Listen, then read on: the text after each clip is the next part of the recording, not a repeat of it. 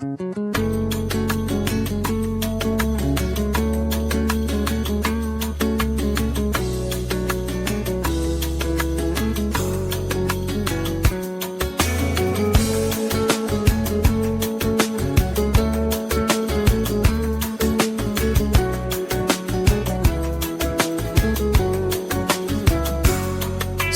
sevginin, bu eşkin heder olsa, ölüm olsa da severem yine, severem yine.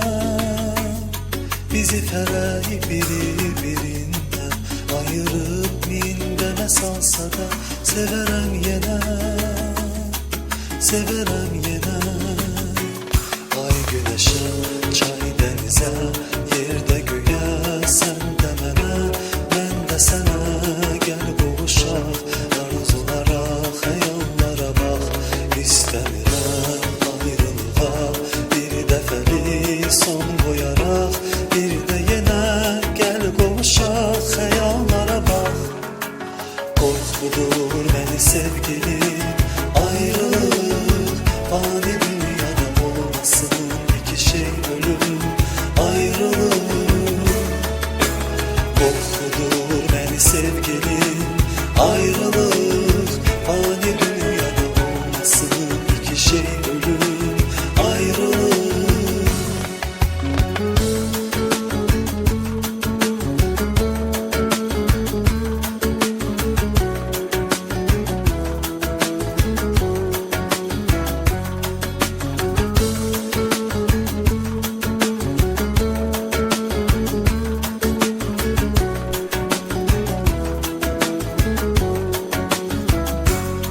Demə mənə nədir məhəbbət, onu bilməm, sənə heç zaman deyə bilmərəm, deyə bilmərəm. Qapını qorxuram ki döysəm, açan olmaz mənə sevgilim, döyə bilmərəm, döyə bilmərəm. Gözləyirəm sən mənə gəl, döy qapını, qoy mən açım.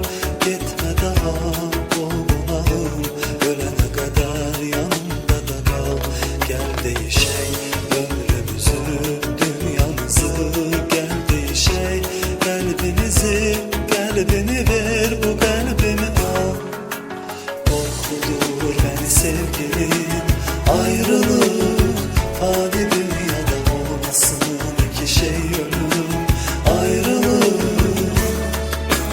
Korkudur beni sevgilim, ayrılık, fani dünyada olmasın iki şey ölüm, ayrılık.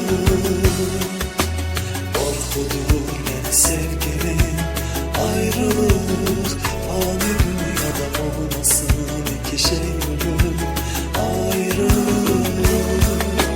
Korkudur beni sevgilim, ayrılık, fani dünyada olmasın iki şey ölüm.